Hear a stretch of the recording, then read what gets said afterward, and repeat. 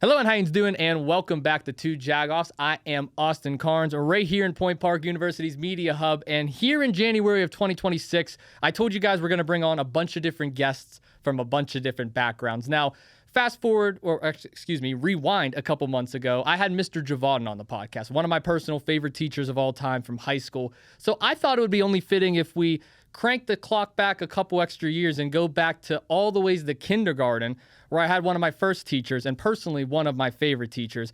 Ladies and gentlemen, please welcome Carlynton and Carnegie Elementary's very own Don Alexander, a.k.a. Mr. A. Mr. A, it's good to see you. It is good to see you, too. Thanks for having me on. Thank you so much for coming down. You were one of the first people that I really met on my journey to where I am now, and you've always been a big supporter of mine, and I just want to thank you so much for that. Thank you for always supporting me, encouraging me, helping me in your class. I still, even though kindergarten is like a blur now because I'm 22 now, I still remember some of the memories from your class. Oh, well, thank you. That means a lot, and it's easy to root for you, Austin. Thank you. I'll just say that, and it's easy to support you. I appreciate that. And we're definitely going to talk about your career, all the stuff that you're involved in, of course, teaching some of the classes. But since me and you do have a bit of a personal connection, kind of rewinding a little bit, talk to me about what kindergarten was like, my kindergarten class specifically, if you can even remember that long back, and about what your first impression of me and my family was, because I know you're pretty tight with us. Yeah. So, so can you give me a year? I'm just curious. Would that be a year? When you were in kindergarten, what year was that? I graduated 2022. Okay. Well, we can do the math while we talk. We can do the math while we talk. Okay. You're the teacher, so you might be better. Yeah, maybe. We'll see.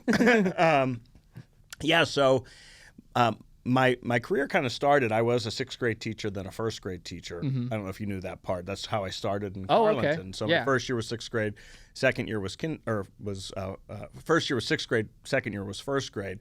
And then really because I didn't have any seniority at the time, the only job that was open to me my third year was kindergarten. And I was a little bit terrified of this because I had never taught kindergarten before.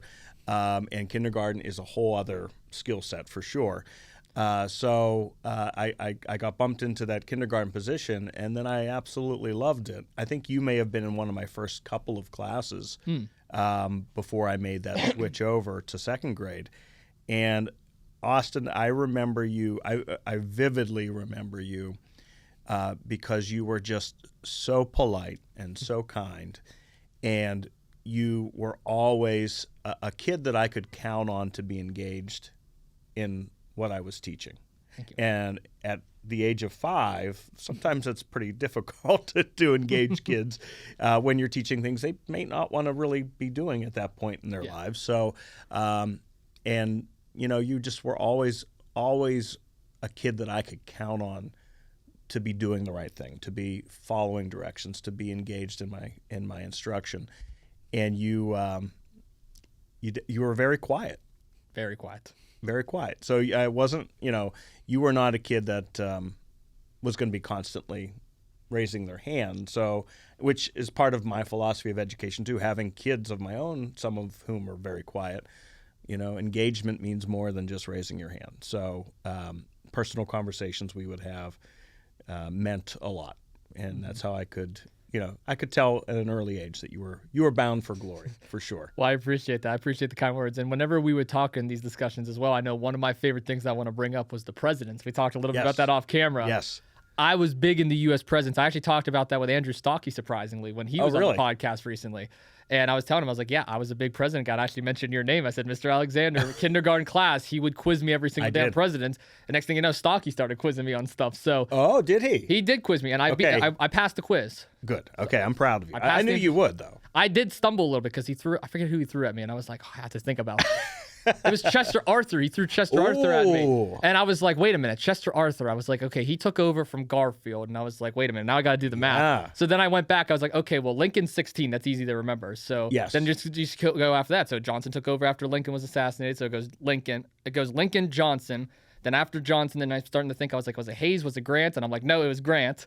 So then you go Grant. Yes. Then you go Hayes. Then it's Garfield finally at 20. And then Arthur's 21. So that's how I pictured it in my head. I'm impressed. And very topical because there's a great book and miniseries that just came out about his assassination. James Garfield's. James Garfield's, yes. Without getting too political, I would actually believe Garfield would have been the better president, one of the better presidents, if he wasn't assassinated. The book was called Destiny of the Republic. I believe Candace Millard, she's one of my favorite historians. Okay. And I think that's what it's called.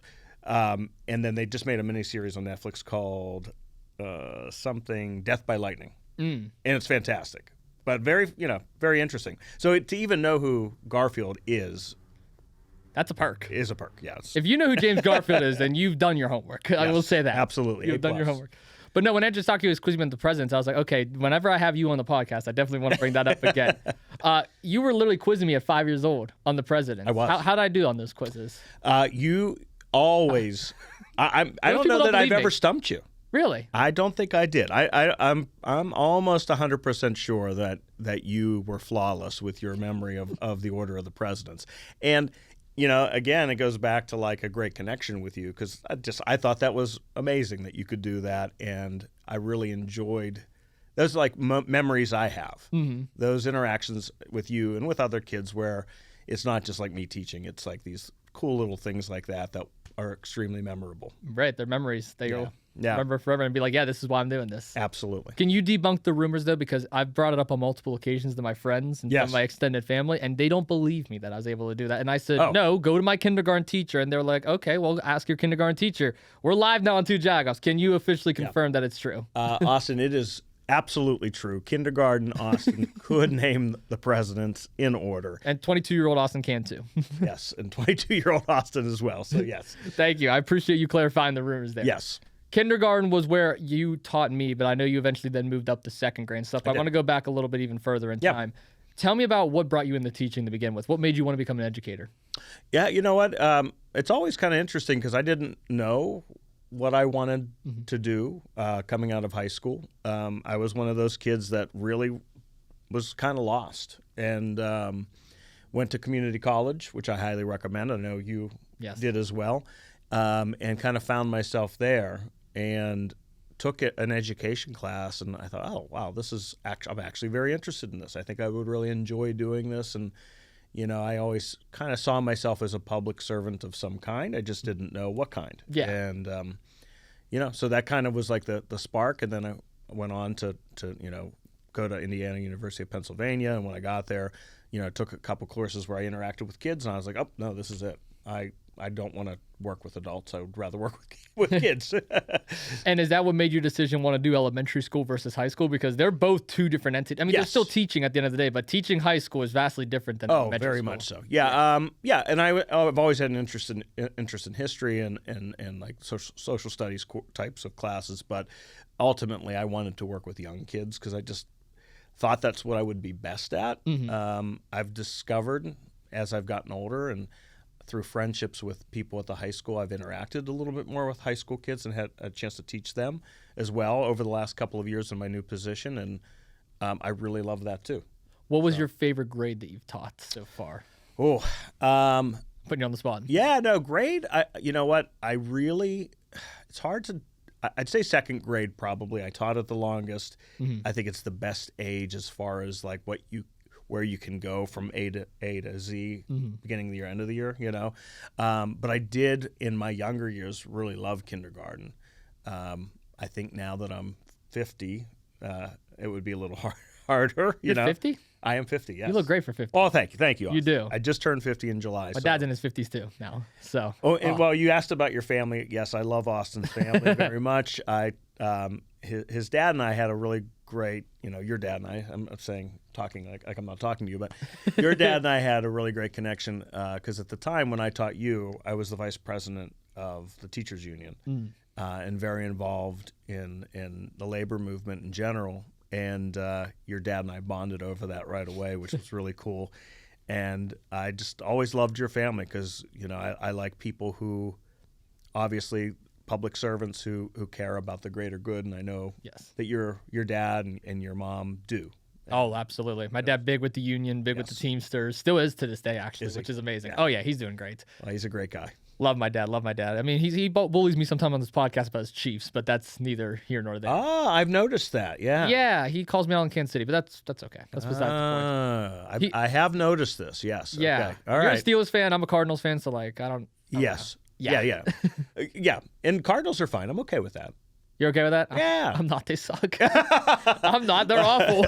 Well, I'm not necessarily okay with how they're doing, but I'm okay with, like, that's not a team. It's not like it's the Ravens. Correct. Yeah, it could be the Ravens or the Browns or the Bengals or someone else. Those I would struggle with a little bit. Yeah, you'd be like, oh, why did I teach this guy? But yeah, no, that's okay. That's I'm fair. Okay with that. My dad, I still remember this too, because I remember my dad taught a little baseball league at the time for Bridgeville. Yes. And some of the kids that he taught was the kids of Chris Kunitz and Adams from the Penguins. Yes, And I still yes. remember whenever we got their autographs and stuff, he said the first person that we need to get an autograph for was you.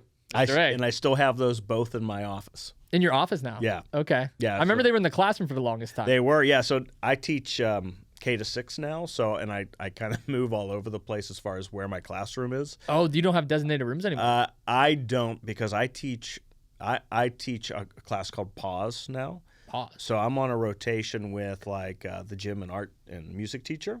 So every kid K to 6 in both buildings. I now teach in Crafton as well. Okay. I get to work with me, and I get to work with them. So it's a really great opportunity. But I don't have a designated classroom, so wherever is open, that's where I end up teaching. So this year I'm in the library at Carnegie, and I have that little back room, if you remember, is kind of my office space. So yeah, I have my Penguins autographed pictures back there. That's awesome. Yeah. That's awesome. I still remember those pictures. I have them both in my room too still. Because my daddy was like, yeah, we have to get one for Mr. Alexander. We have to get one for my grandfather. And then there was somebody else, I think at his work, that he wanted to get for. Those are the three people he said we got to get autographs for. That's fantastic. So I'm very happy that you're on that list. I am too. Absolutely. And the one is great because it's the Adams one, and he's getting ready to square off with, former Philadelphia Flyer. Yeah, it's a Flyer. I don't remember. Now I'm drawing a blank on his name. I despised him, though. Mm-hmm.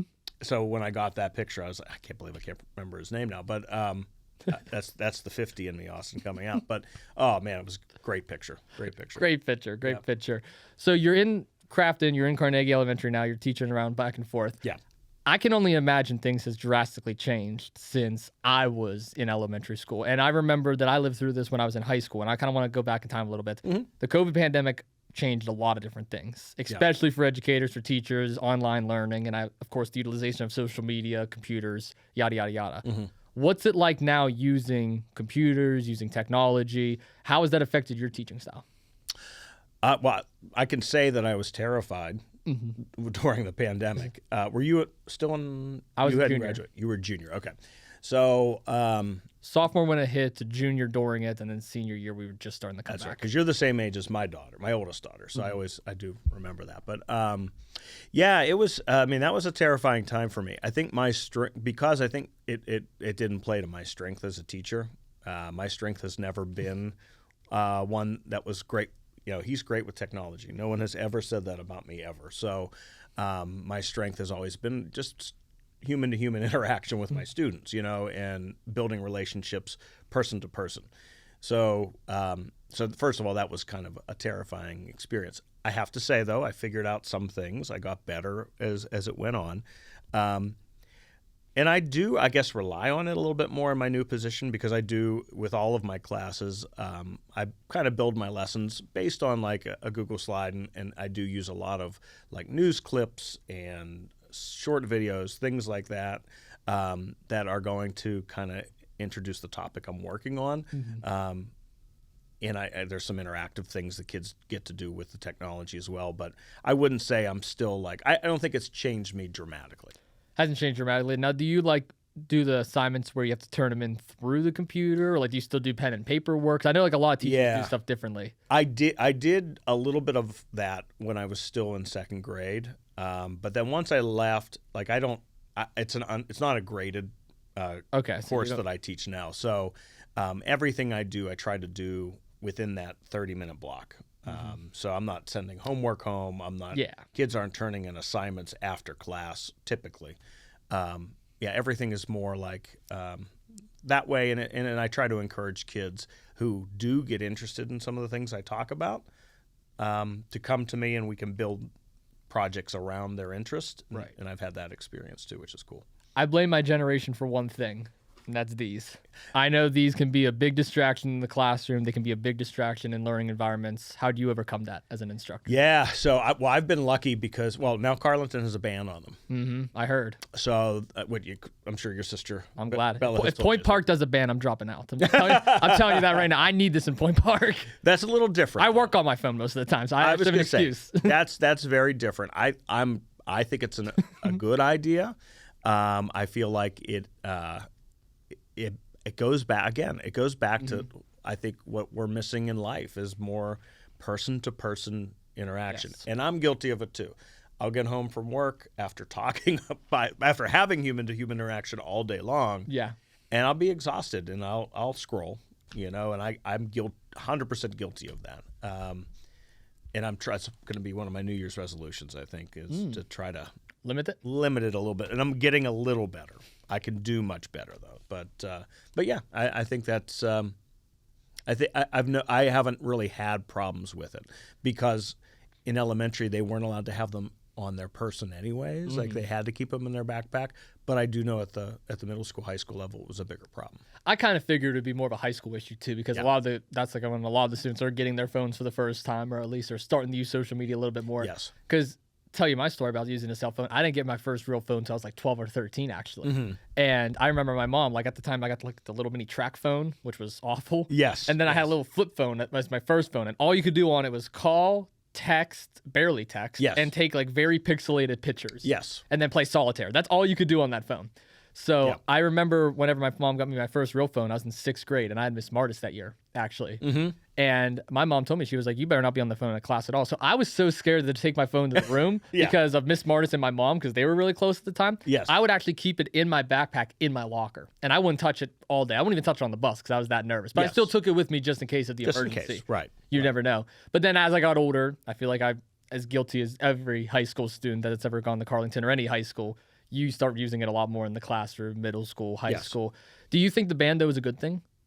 I do. I mean, I think Carlynton has gone back and forth because at some point they're like, oh, let's embrace it. And that may have been around your time where it was kind of permitted. It was right after I left. Okay. Because they were still coming back from COVID at my point, so they weren't really worried about phones. That's true. We were just surviving at that point. Yeah, honestly, I think it's a good thing.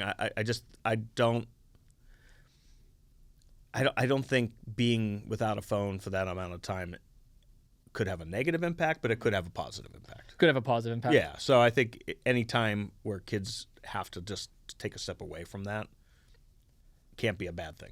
I fully agree. I remember when Mr. G was on the podcast, he was saying that like he is in full support of it. Like put the phone in the bin, put the phone in the pocket, put it down.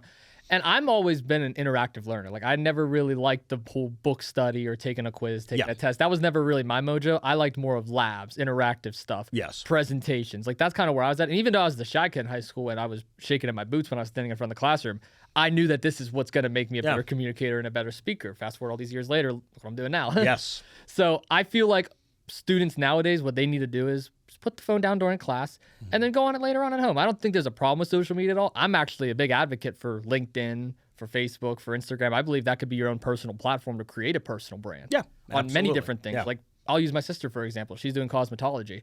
If she uses Facebook, LinkedIn, and Instagram as a way to post little videos of her doing different hairstyles, people's makeup, nails, that's one way of her putting herself out there so that other cosmetology places can see, oh, wait a minute, this girl knows what she's doing. We want to hire her, or maybe she'll get a sponsorship, a brand deal. I'm all for using social media, but at such a young age, you really don't need it in the classroom. No. You really don't. I'd be a hypocrite if I said I didn't believe in it because I do use it. Yeah, we all do. And I'm kind of addicted to it just like anyone else. But I don't think that young kids need that in their lives. But I do think as you get older, I think it is. I mean, it's just the way of the world. So I think it is a great way to let people know who you are. 2008. I finally did the math from earlier. 2008 was when I got And, I did say to you when I walked in, I'm a little nervous because I've been on a couple of podcasts, but doing one with my former student and I don't want to let you down. So, I'm a little nervous, and I had forgotten about the math, to be honest. You want to know how I did it? I didn't actually do the math. I remember Bella was born at the time, and I broke my arm in kindergarten. And Bella was born in March of 2009. So I remember Bella, my mom was still holding Bella at the time. That is, okay. And, I 2008, so that's a good way to, think back, too. So that would have been. So I started at Carlynton in 2000. So you were in my 8th year of teaching. 8th year, wow. What year are you in now? I am in my 26th year. 26. Congratulations on that. 26. Thank That's a milestone. Big 30 coming up? Yeah.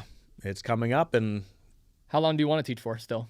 You still want to keep going for a long time? Do you have retirement in sight? I think my plan, I've thought about this a lot. It's really hard for me now that my own kids are getting older too. It's a weird feeling, like knowing like, oh, I'm not going to have that part. I could not maybe have that part of my life if I retire. But then there's part of it that I'm like, I don't like there's a lot of day-to-day stuff that I was like, oh, I wish, and it's never kids. It's 100% never kids. So there are times I'm like, well, I won't miss this or I won't miss that, but I will miss being a teacher. So I don't know. Part of me is like I've talked about with my wife maybe going to 32 years and then still working in education in some capacity, but just not necessarily in the classroom. Not like a full-time teacher.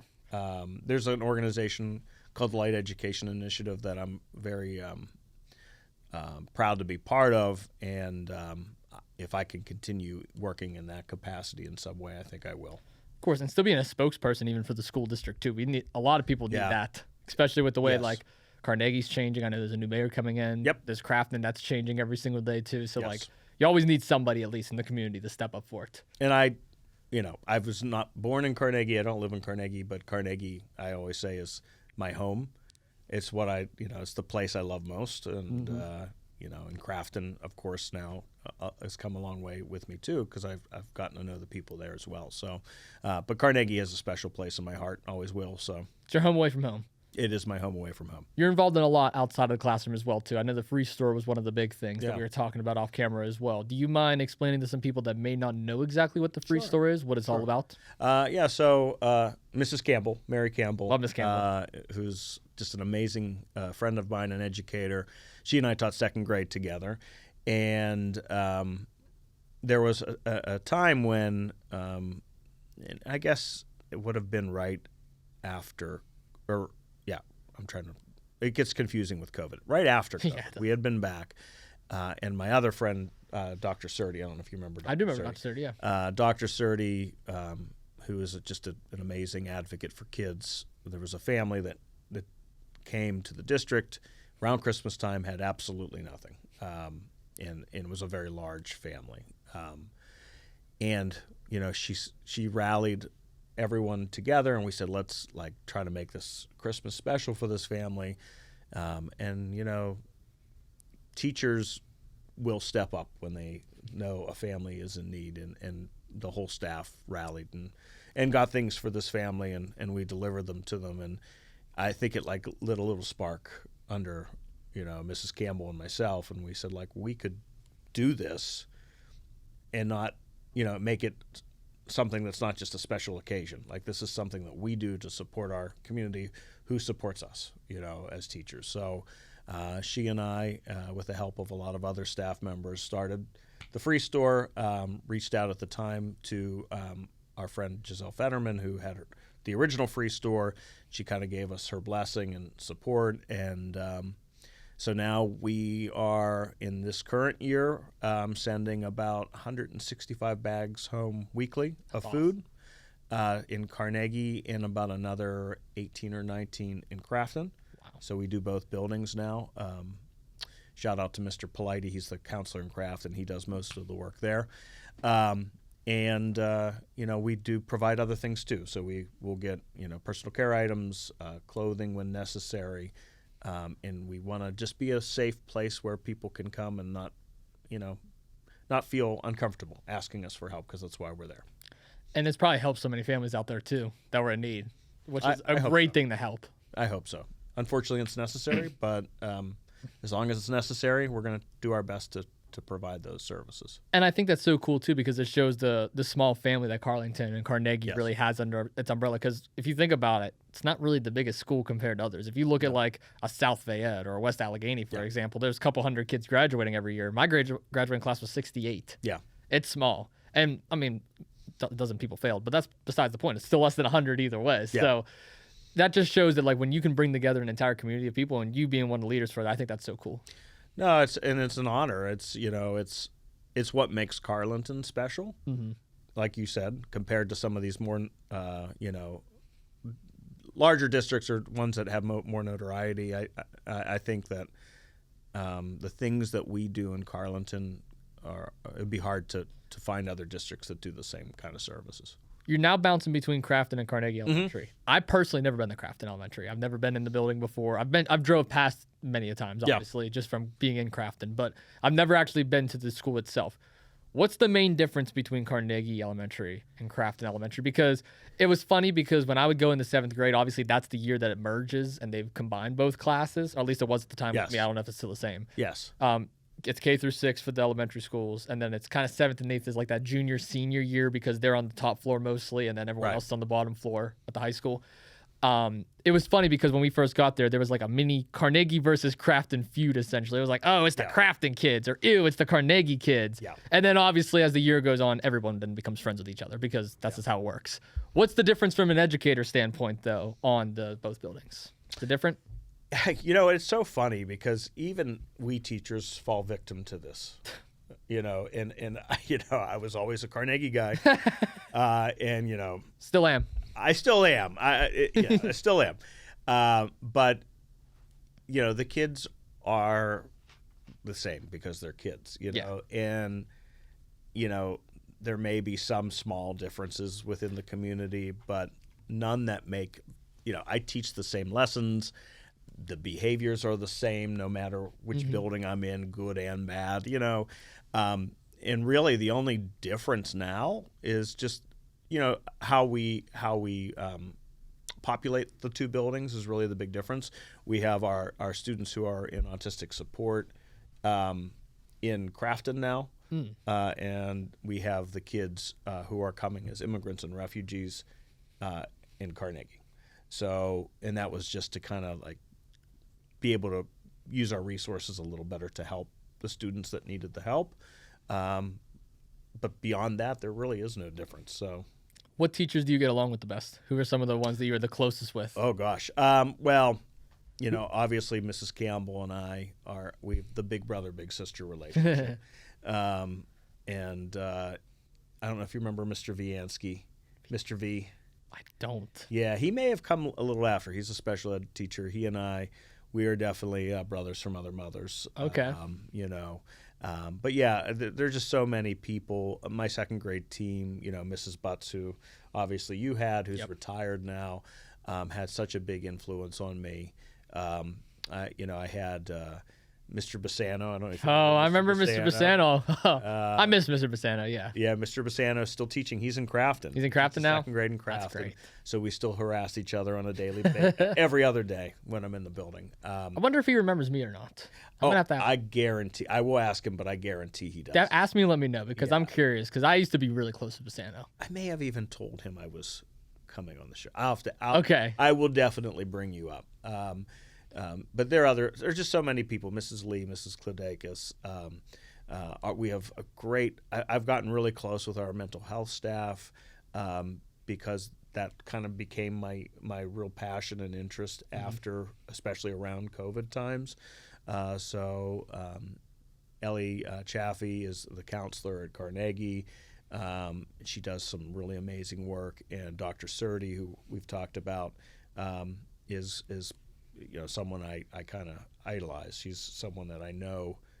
I saw these people saving lives through their work, and I thought, wow, there's just so much more to education than being in a classroom. Kind of that spark under you. You were like, yeah. Absolutely. There's more to this. There's much more. There's the free store and just some of these mental health initiatives that we took on changed my career and changed my life, really.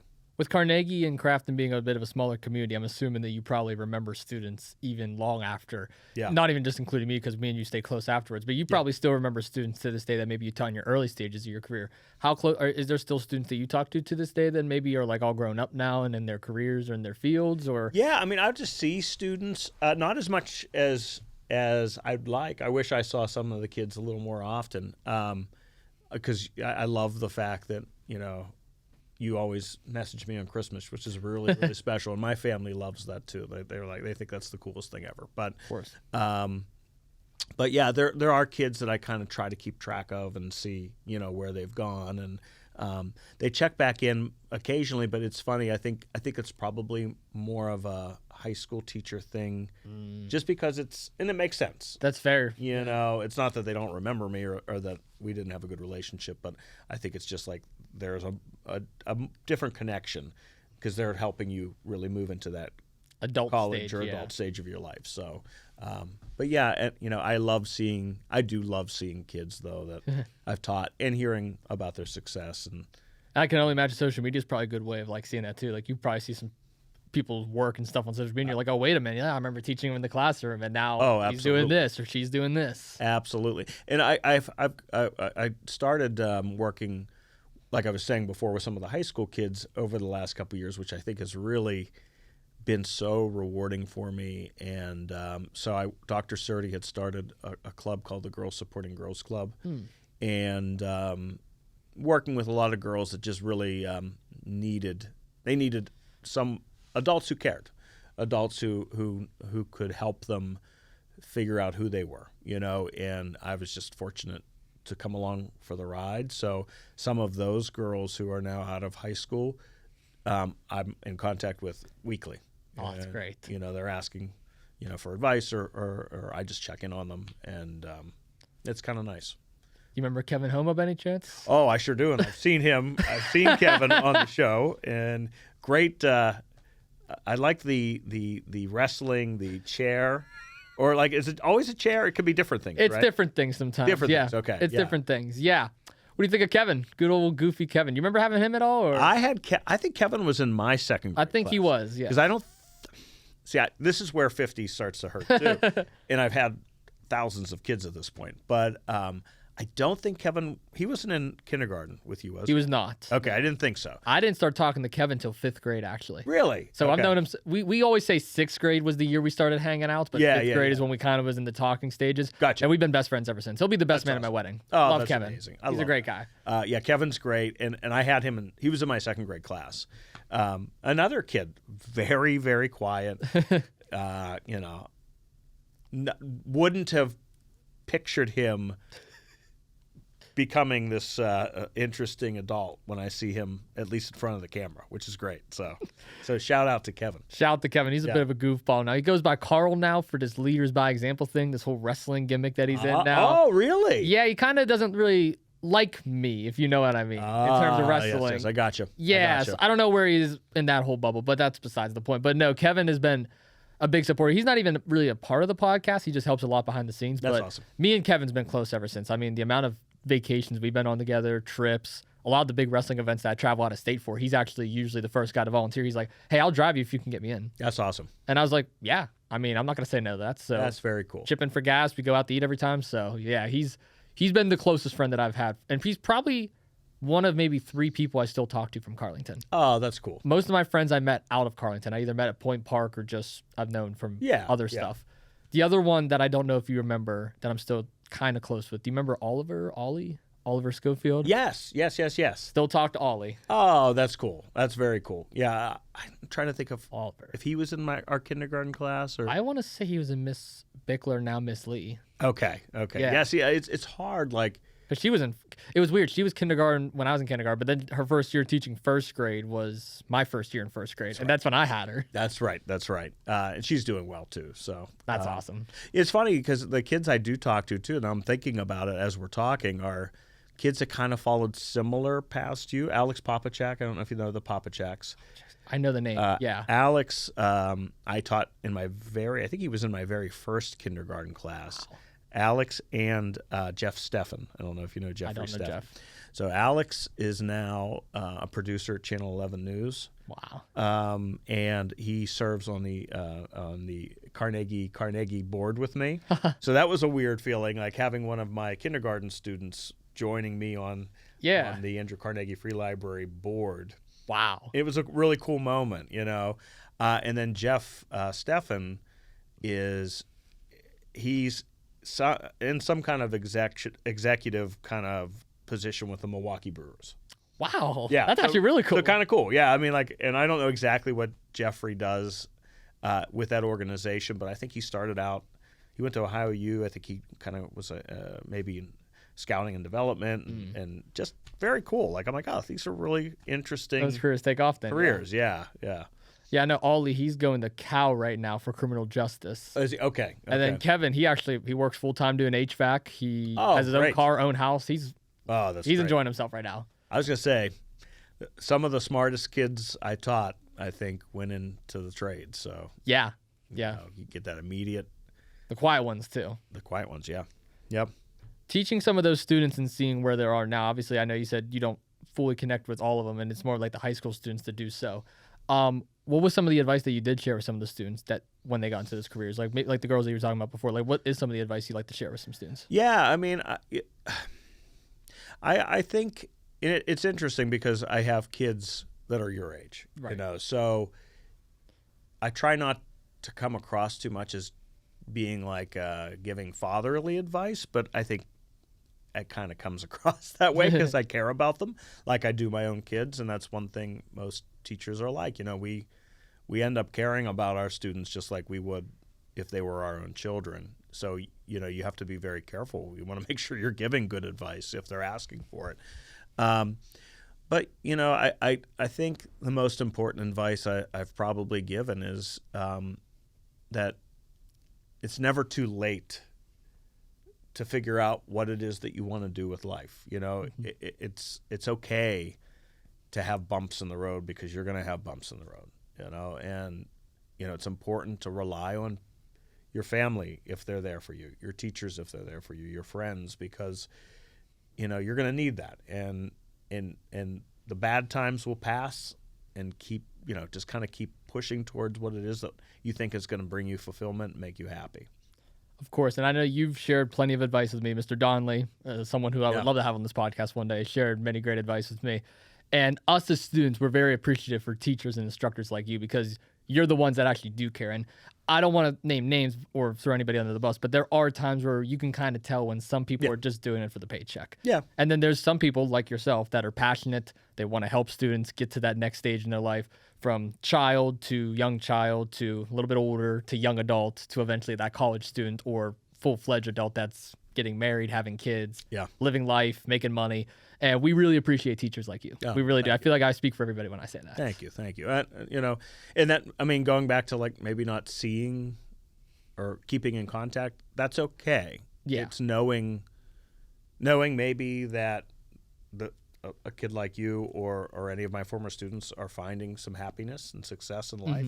That's truly the reward. Yeah, that's why we do it. So you say that you were involved in some other stuff outside of Carnegie Elementary, outside of teaching, and I definitely want to touch on some of that stuff. But one of the things I found interesting was the Women's Summit that we were talking about. Yeah. And one of those guests that you've had there was actually a guest that you got in contact with me to have on this very podcast, Keandra Brown. Yeah. First and foremost, let's talk about Keandra for a second and then talk about that summit overall. What was it like working with Keandra? Because I've had the privilege of interviewing her on this podcast, and I got to say, what a delight she was. Oh, she was amazing, and I did not know her, but Dr. Surdy and I started this Women's Empowerment Summit a few years ago. We're prepping right now for our 4th annual. So, and we have it at the library, and we bring girls from both Carnegie and Craft in 5th and 6th grade together, which is kind of going back to a question you asked before, because we always feel like there's a competition, and she and I specifically would love to strip away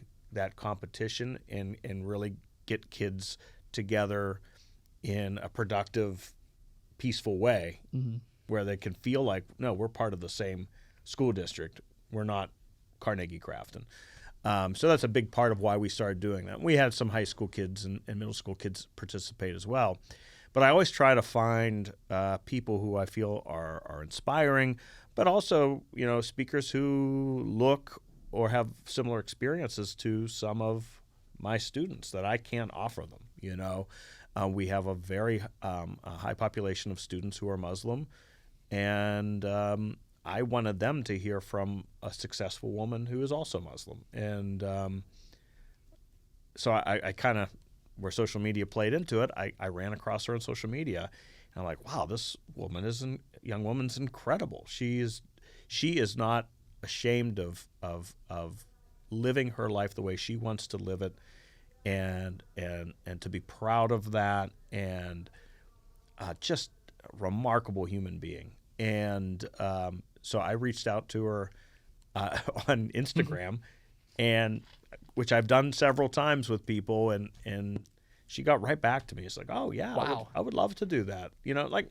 she didn't know who I was, and I obviously provided her proof that I have these are what the things we're doing, and wanted her. And we had Sarah Inamorado was on stage with her.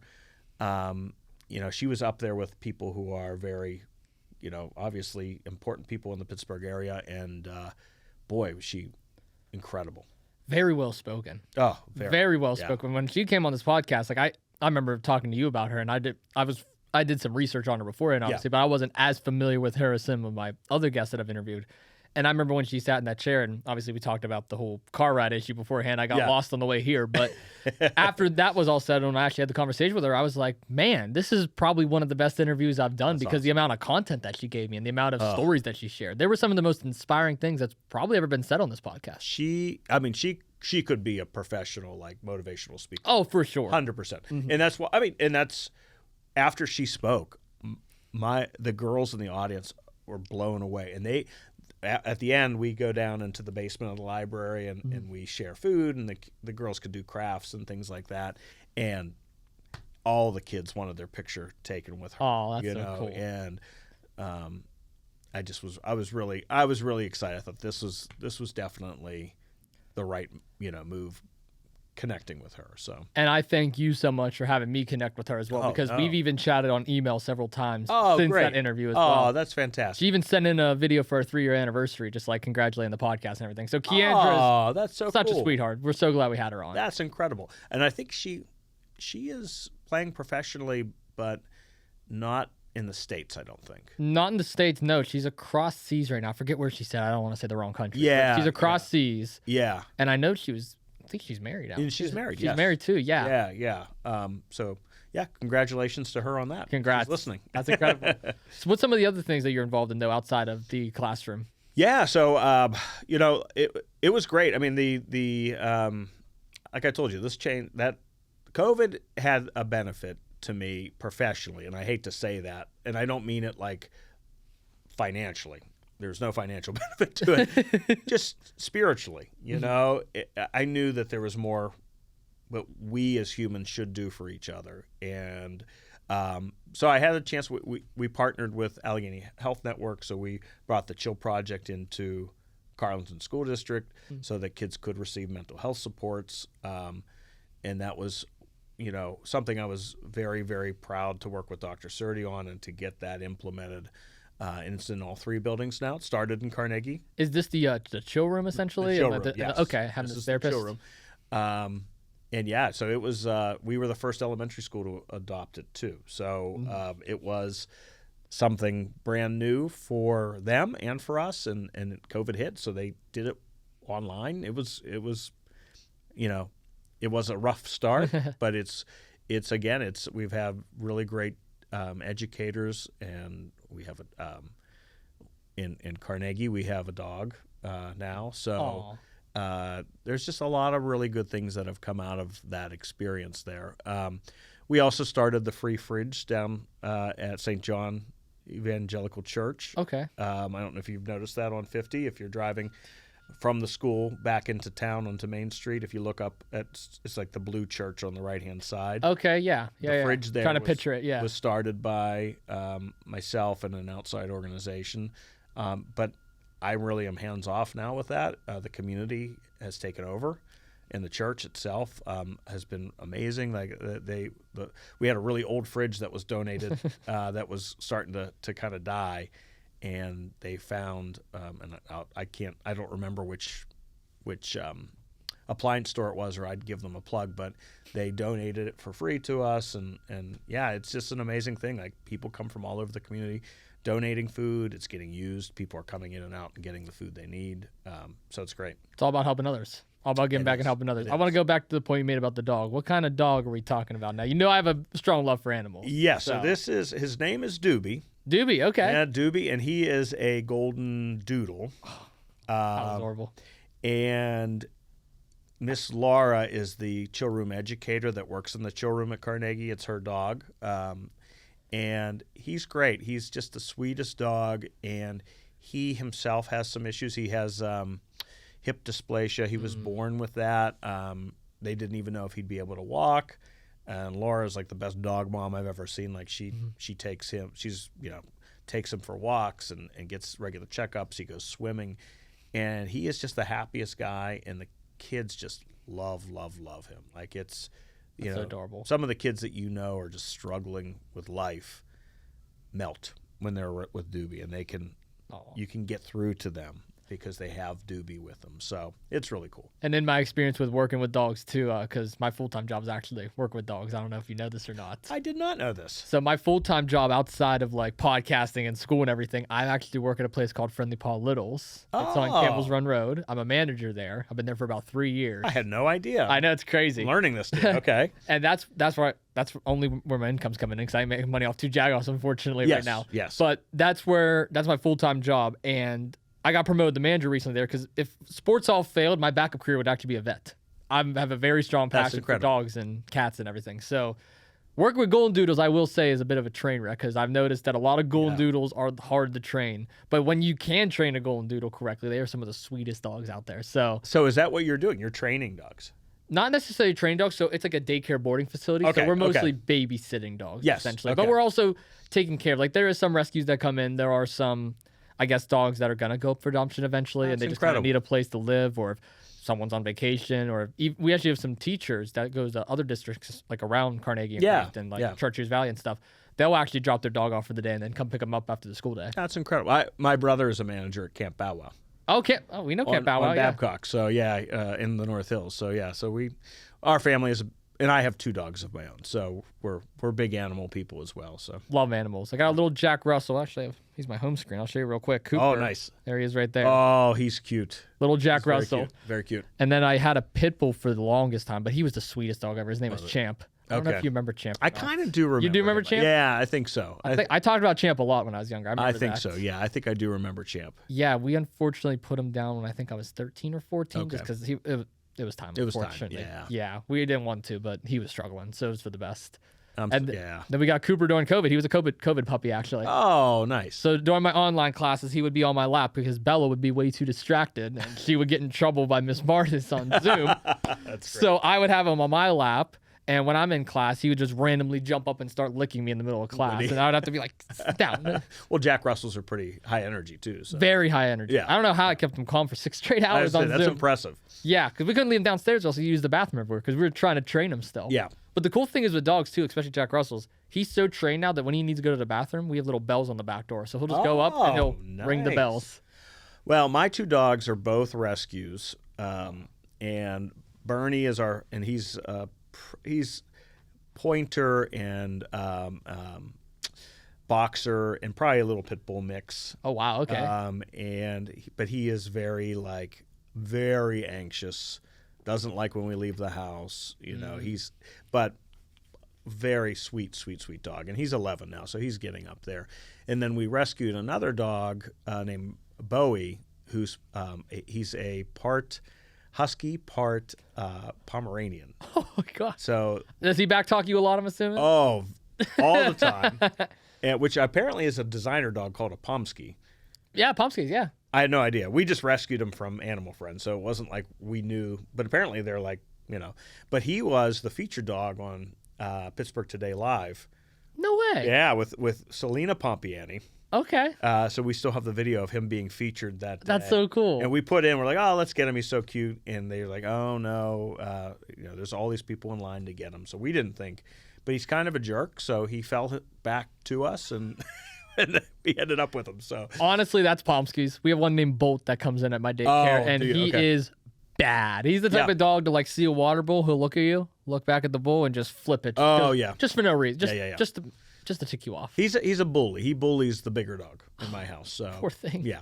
That's a so Pomsky thing, though. It is a Pomsky thing. Yes, very much so. I've worked with 3 Pomskys over the last 3 years, and all 3 of them are like that. So all 3 of them are like that. My brother warned me too. He did? Yeah, he did. So but he's also very, very loving. Yeah. Like he's a snuggler and loves to give kisses and stuff. So it's funny. Do you have a hard time getting him in during this weather? Does he want to run around the whole time? We always say he has Pomeranian paws because he does not like to be outside. His paws will freeze up. So Oh wow. So he got the husky top. Yeah. We think that the toy Pomeranian. breed bottom. So Makes sense. Talking some sports now. I want Okay. to go into some sports conversation. What's the sports you keep up with the most? So There's hockey, baseball, basketball, football. Those are like the 4 main ones. Which ones are you into out there? yeah. So hockey is still probably my number one. Number 1? Okay. Yeah, and I've gone through phases of my life where probably when I had you, I was a huge diehard Steelers fan and Penguins fan. But I also had Pirate 25 game package when they moved into PNC Park. Yep. So I have I'm a true Yinzer. I am a true homer, and I do love all 3 teams. But as I got older and having my own children, girls soccer became my favorite sport for a long time because both of my girls played. So that was my passion, watching my girls play. And my son played ice hockey at RMU in-house. And I loved watching my son play hockey. It was, and my youngest daughter she plays high school. She'll be a senior next year. So one more season, and then I don't know what I'll do with myself. But yeah, so those kind of became my favorite sports because of that. But and then my son's in the Pitt marching band. So Yeah, I love Pitt. So I've been to a ton of Pitt football games this year, which has been fun. So Oh, which games did you go to? Because I have season tickets. I'm at every game. I went to let's see here. I went to Miami. Okay, that was one to miss. I went to Notre Dame, I was there. which were both pretty sad. Very sad. And then Georgia Tech, was that home? That was away. That was away. Yeah, Georgia Tech was away. There was North Carolina State. North Carolina State. I was at that one, and then I was at some of the more yeah. jabroni teams early on. Was it Youngstown State? No, that was the year before. I can't remember. I don't even remember. It was I can't remember now, but lower level teams. Yeah. Yeah, but I'm a total band parent now, so it's You got to be cool. into everything. And my daughter was in the blue band at Penn State her first 2 years, and I hated Penn State, so Yeah. it was tough, but I was very proud of her, and I did go to a few games, and the atmosphere is certainly pretty incredible. For Penn State football games? Yeah, it was pretty incredible. I do want to go to one, but I can't stomach Penn State. I'm Pitt all day, but just for like the college atmosphere, I mean, Happy Valley, it's nice. I want to It is go. very cool. I have to say, it's very cool. My son will probably be very angry that I'm even saying that on air, but it's a very cool place. But but when it comes to who I would root for, Those are the ones you're rooting for? Pitt's who I'm rooting for. Yeah. What's your thought on the Pens this year, if you don't mind me asking? Yeah. I mean, I'll be honest with you. I've been keeping up with them a little bit. I'm not too pleased with some of their games. I'm a little displeased with what I thought the coaching style was going to be. Mm-hmm. I wanted to see a youth movement, and when they were finding success, there was a youth movement, and then they started going back and it seemed like relying on some of the veterans that I'm like, why are they in the lineup? I don't care. And we just traded what's his name? Sorry, yeah. But we just traded Heinen. Yeah. Heinen, yeah. So people like that, I have no interest in seeing Heinen play. Ship him, so I'm glad he got shipped off, and I don't know about the return. My son would be able to give stats and opinions better than me, but I just want to see a youth movement at this point and see, where that takes us, because I think there's some talent there. I always said that Coach Mike Sullivan needed to go if we ever wanted to find success, and it was nothing against him. He's one of the best coaches out there, in my opinion. Certainly going to be a good coach with the Rangers down the line when they can figure things out. But the thing was, 3 straight first-round exits. Yep. Multiple straight years missing the playoffs. Haven't had a Stanley Cup since 2017. Yep. You needed to move on. You needed to make change. It was like Andy Reid with the Philadelphia Eagles. He left Philly. Yeah. Philly found success. Andy Reid found success. It's the same thing I would argue with Tomlin, too. Steelers will hopefully find success. Maybe Tomlin will go find success because everyone will be knocking on his door for Mike Tomlin. Yes. Why are they not using their younger players? They have such a young, talented roster with the Penguins. I know. And ever since we've gone back to these older folks, some of the veterans, like you mentioned, Have you noticed the amount of blown leads that we've given up Yes. to? I think it was against the That Sharks. stretch that week, Oh, it was a terrible week. I think the Sharks game was the worst one because I was at Enjoy Wrestling actually, and they had like a big monitor up at like one of the bars Okay. where it had the Pens game on. Yeah. And I was just kind of there, just hanging out at the show. I wasn't really doing anything at this one. So I went backstage, talked to some of the wrestlers, mingled, got a couple selfies, and then I go to see the score. I'm like, okay, cool, we're winning by 3 goals. Next thing you know, 10 minutes later, I come out of the bathroom and I look up and it's like 6-5. I'm like, what happened? I was like, Yep. how did we give up this many Yep. goals in this short amount of time? And they ended up losing. And then the next 3 games, they were all blown leads. That was a terrible week. And then the other day, my son and I were watching the game against Chicago, and he and I both looked at each other like, this leads. It was 4-0, I think. We're like, this lead is not it's not safe. So we were convinced that they were going to blow that game. They didn't. They did give up several goals, I think. I think it was 7-4, right? I think so. They won? Yeah. They won 7-4. But, like, again, they're lucky they scored 7, or else they would have. They did. Yeah. It's sad the Penguins scored more than the Steelers that week. The Steelers beat the Yeah, Browns. Lost to the Browns. That was terrible. And I've had, I don't know. I used to be, like I told you, I used to be like, I'd wake up on a Monday after a loss and be upset. That's how passionate I was, and being grumpy. But now, I don't know. I just feel like it's like the Pirates. Like, for so many years, it's like you're just doing this. I mean, a little more successful than the Pirates, but still that same thing where you're just like kind of like seeing the same thing rolling out year after year after year, and like it's boring. They're boring to watch. Very. And you watch another game, you're like, oh my gosh, this is not what we see in Pittsburgh. Not at all. And the Pirates really have gotten away from that too. I mean, when I had Greg Brown on the podcast, even he literally calls the games himself, and he's like, yeah, this is not a good team. He was like, they need to make a lot of adjustments before we can even consider them to be playoff contending again. Although, I have to say, if you ask me right now, I mean, we're finally spending money. the arrow's pointing up It on is. one team in Pittsburgh right now. It might be the Pirates. I don't know. Might be. My I'm son's excited. convinced they're going to sign the Japanese third baseman. The one from the Dodgers? Or No, the there's one okay, yeah. There's one that the White Sox apparently signed one player from Japan who was also a third baseman, and then there's another one who's got power and like We need that. and I'm drawing a blank on his name. My son will be disappointed in me when he listens or watches, but yeah, I think it could be interesting. Could be. I mean, we did have a third baseman and Key Brian Hayes, which Yeah.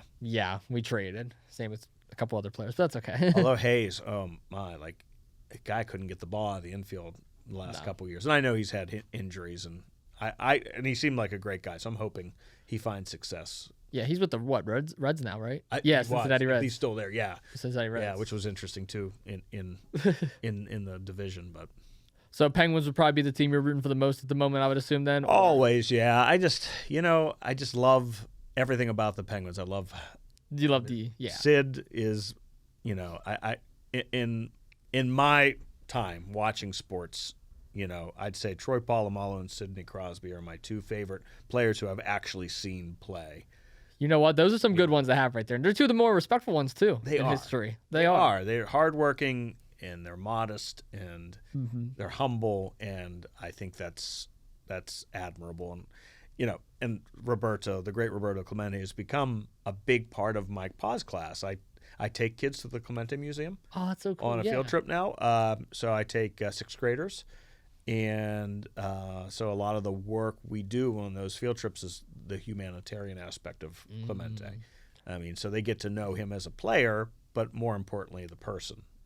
Such a good role model for the Steel City too. I talked to Steve. The ultimate Pittsburgher. I talked to Steve Blast not so long ago because Blast was on the championship winning team with Roberto Clemente. And, I mean, he has nothing but nice things to say about Clemente. I mean, we probably talked for a good half hour just straight about Clemente. And that's hearing stories, like firsthand, like what he was like in the locker room, what he was like actually on those championship teams, what he did for the Pittsburgh community at the time. I mean, like, this is during the 70s. just to have that firsthand account. Yeah. It's really cool. It was so cool. And then Blast was a good guy, too. Did you see the doc yet? The Clemente doc? I actually did not. Highly recommend it. I'm going to have Just to put it came on my out. watch later. What's it on? Maybe November. They aired it on the History Channel. Okay. It was in theaters, and then they aired it on the History Channel. And I don't know where I'm sure you could find it. We'll find it somewhere. But it's very, very well done. To let my dad know about that. He'll He'll definitely enjoy it. Yeah, it's a great watch. Before we end things off today, I'm going to ask you a question I like to ask every guest, but I'm going to ask you a different question. So I know that you've listened to a couple episodes in the past, and I'm always curious to hear what some of the guests I bring on listen to, just to hear like how they prepared or what they exactly listen to. What were some of the episodes or maybe promos or stuff? I know you saw Kevin beating me up in the promos, and my buddy Lucas probably with the mask and everything. Yeah, I mean, most recently I watched the Bill Hillgrove one, I watched the Steve Blass one, and I watched. I say watch because it comes up on the phone. Yeah. So I don't know if I'm saying that correctly. Listen to. Either or. But in the Mr. Javaden one was the one I was probably most interested in because I was like, oh, I'm going to be very similar in my appearance to Mr. Javaden, not physical appearance, but like the reason I'm here. So it's okay. You present yourself a lot better than Mr. G. If you're listening to Mr. Javaden, I'll make sure to bring that up. Please Next time I see him. So. Please do. I'm very disappointed in Mr. G. No, I'm joking. So yeah, no, it was good to listen to, and I know, having known you most of your life, I know I had an idea of what to expect beyond just what I've listened to in your podcast. So, and the Keandra Brown one, of course, I listened to. Oh, that one was a great which one. was great. So, and having that connection, which was great. But yeah, I have to say, I'm extremely proud of you. Thank you. And I think the work you're doing is fantastic, and I talk about you all the time. So and I would love. I know last year you were going to go in to talk to the kids at the high school. I was, and it didn't work out, but I would love to have you come talk to the boys, especially. Yes, I would love to. I actually spoke to Mr. G's class earlier this year. Oh, did you? Mr. G invited me down. He was like, "Hey, I know you're supposed to come down. You still want to maybe just come talk to one of my classes right before break?" And I said, yeah. And he's like, cool, make a slideshow on everything that you're doing right now. I was like, everything? And he's like, everything. I'm like, you know how much I'm involved in, right, Mr. G? And he was like, yeah, you can do it in 45 minutes, right? I'm like, Mr. G, I was like, I run 2 different podcasts. I work for 2 different wrestling companies. I work at a doggy daycare. I go to school full time. I am a freelance broadcaster. I've called almost every, I don't know. I mean, I can make it for you. So I made the slideshow for him, and it turned out great. The kids asked great questions. I know what it feels like now being a teacher. I think I put 2 people to sleep. Did you? I think I put 2 people to sleep. Well, don't take that personally. I was trying to be as energetic as possible. But I looked around. I'm like, man, am I that boring? No. Am I that boring? Some kids, there could be pyrotechnics behind you, and and parachuting people coming into the classroom, and it wouldn't matter. So no, they were amazing though. They all asked great questions at the end. That's great. And it was funny because some of them actually recognized me from the podcast. So they're like, oh, who's this jagoff coming in here? And Mr. G, obviously he was about to correct him and say, watch it, but he's like, wait a minute, I can't say that you are jagoff. That's right. That's literally the name of the podcast. That's right. No, that's incredible. It's an honor being on the show. I appreciate that. I enjoyed talking too. Of course. Well, if you have listened to those episodes, you probably have an idea of what I'm about to ask you next. I asked this question to literally every guest. Yes. From the likes of Greg Brown to David Lawless to MV Young, now to Mr. Alexander. Okay. What's the go-to restaurant? Favorite place to grab a meal? I'm hungry. I want to know. So, I'll give, obviously, Carnegie Coffee Company is one of my favorite spots to go when I'm working to get lunch. Have you been there? You want to know what's crazy? I lived in Carnegie my entire life. I have never once been in Carnegie Coffee. Okay. So I'm going to have to. You need to go in, okay. And it's their breakfast sandwiches are fantastic. Their baked goods are really, really fantastic. So from the teacher, Mr. A, I'd say Carnegie Coffee. My personal favorite restaurant right now is a place called Taquitos, which is also like I think they have food trucks and things like that, but they have a brick and mortar in Millville, Pennsylvania. And if I'm hungry and I love tacos, that's my go-to. That's the go-to place. Would you say tacos is the favorite food, or do you have a different favorite food? I usually go, tacos are probably my favorite. Okay. Yeah, it's probably my favorite food. So I go for the shrimp tacos, and they are perfect. That's your thing? Perfect, yeah. See, I'm not a seafood guy, so I don't know if I would. Chicken's good. Chicken tacos okay? Chicken tacos are great. The pork ones are good. Yeah, so no, they have plenty of options. They got some options. Just my favorite. That's your personal favorite? Yeah. I'm a burger fry. I'm a very plain eater. Okay. Burger fry kind of guy, chicken sandwich kind of guy. That's kind of where I'm at. Okay. Steak. All right. Yeah. All right. Okay. I will say one of the guests that we've had on recently was Ted Black. He used to be one of the presidents for the Buffalo Sabres. Oh, and he cool. worked hand in hand with the Penguins. He does a lot here at Point Park. Oh, nice. I have to listen to that one. Okay. Oh, it was a great interview. Okay. He was so nice. And he came on, and and my buddy Nick Brown, one of my other co-hosts, were on. and we were doing a co-interview with him, and his favorite place ended up being the Duquesne Club, which is right down the road from the studio. Yes. And he goes, yeah, the Duquesne Club, it's a great place. He was like, I've been going there for a while because, he's making money, so he can afford to go there all the time. And he's like, I actually am going to invite the two of you there. And we laughed about it because it was like, oh, yeah, we're Duquesne Club. Yeah, why not? Right. Next thing you know, 2 days later, we get an email from his secretary, and it said, please confirm one of these 3 dates for your 3 Jagoffs lunch at the Duquesne Club. Wow. So I got an email that said 3 Jagoffs lunch at the Duquesne Club, and I had to wipe my eyes. I'm like, is this real? I was like, there's no way. Wow, that's incredible. And in the email chain at the bottom, he said, please make sure you wear your best suit. And I was like, okay, I guess we're going to the Duquesne Club. So 2 days after my 22nd birthday, Nick and I found ourselves walking through the city. Incredible. We went up to the Riverhounds Championship right up the road on Grant, and then we walked down to the Duquesne Club. So recently? This was very recent. Okay. We went down to the Duquesne Club, and I got to say, best steak I've ever had. Oh. Best steak I've ever had. Probably the best food I've ever had. So I've never gotten an invite to the Duquesne Club. Yeah. My dad's been there. Okay. Because every Veterans Day, he was a Vietnam veteran, so every Veterans Day, he would be invited by a neighbor of his who, I don't know if he was a teacher at Duquesne. There was some connection with Duquesne. Yeah.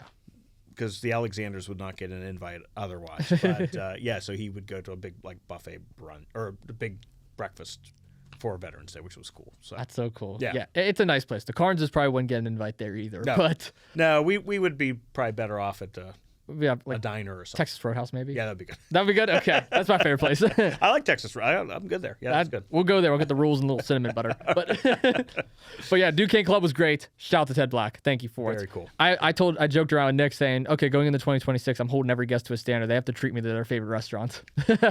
I can do that. I'm not asking you to. I'm just saying any of these other guests that's coming on. I will happily meet you at Carnegie Coffee. You know what? In the next couple weeks. We'll do that. All right, Carnegie that sounds Coffee good. it is. All right. I'll come to Carnegie Coffee with you as well. Are you a coffee drinker? I am a coffee drinker. Okay, so we'll get a good cup of coffee and whatever I am. meal that you I'm a big caffeine guy, if you couldn't tell. So Yes. I saw that. I already had my pot of coffee before I got here. So I wanted to be high energy for you. I had Starbucks earlier this morning. Did you? I needed Okay. it. Yeah. We got a bunch of gift cards for Christmas. So good. Perfect. Well, Mr. Alexander, it was so great having you on the podcast. I really appreciate you so much for coming down and doing this, especially during the terrible weather we have outside right now. Oh, no, my pleasure. And like I said, I'm really proud of you. And this is fantastic. Thank you. I'm going to give you the chance to have any final words, anything you want to leave with the listeners or anybody that's out there.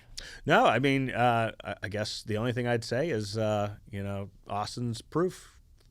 Do what you love, do what makes you happy, and that's more important than money for sure. I also like the little hashtag on the shirt too. Yeah, so this is a hashtag Be the Kind Kid is a organization throughout a bunch. It started in Avonworth, but the person that founded it reached out to me and said we'd be interested. So yeah, so that's what we find to be most important. Most important. Love each other. And you know what? I stand by that. Hashtag Be the Kind Kid. Always be the kind person. And you always were. Thank you. Still are. I still is. Yeah. I try to be. You are. Absolutely. I try to be. Well, thank you again, Mr. A, for coming on, and thank you all so much for tuning in to Two Jagoffs. Don't forget this upcoming week we'll be going in and talking about the NFL playoffs, so make sure you tune into that. I'm Austin Cairns. It's Mr. Alexander. I'll see you all in the next one. Peace.